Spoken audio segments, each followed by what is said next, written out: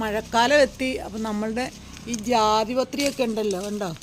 ജാതിപത്രിയോട് കൂടിയിട്ട് നമുക്ക് ജാതിക്ക കിട്ടണമെന്നുണ്ടെങ്കിൽ, ആ പത്രി കിട്ടണമെന്നുണ്ടെങ്കിൽ നമ്മൾ ഓരോന്നും പറമ്പിലേക്കൊക്കെ ഇടയ്ക്കൊന്ന് ഇറങ്ങി നോക്കി ഇതേപോലെ ആ ജാതിപത്രിയോടുകൂടി ജാതിക്ക പൊട്ടിക്കണേ, അല്ലെങ്കിൽ നമുക്ക് നഷ്ടമായി പോകും. അപ്പം മഴക്കാലമായാൽ ചിലപ്പോൾ അവർ തനിയെ വീഴാനായിട്ട് സാധ്യതയുണ്ട്. അപ്പം നമ്മൾ ഇടയ്ക്കൊന്ന് തൊടിയിലേക്കൊക്കെ ഒന്ന് ഇറങ്ങി മന്ദാരക്കാവിയിലേ വേലപൂരം കാണാൻ എന്തടി കുഞ്ഞാഞ്ഞേ നമുക്കും പോരേണ്ടേ.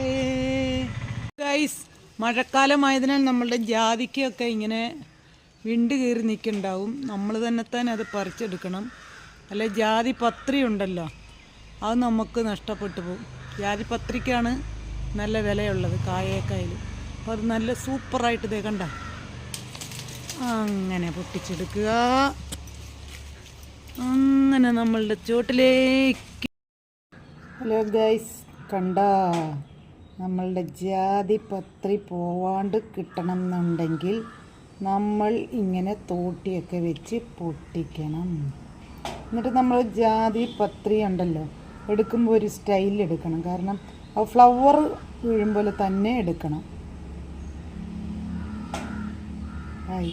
ജാതിപത്രി എടുത്തിരിക്കുന്നത് ജാതിക്കത്തോട്ടം, ജാതിപത്രി നോട്ടം. Hi, super. എല്ലാവരും ഇങ്ങനെ ആയിരിക്കും ചെയ്യുന്നത്, അല്ലെങ്കിൽ ഒന്ന് ശ്രമിക്കണേ.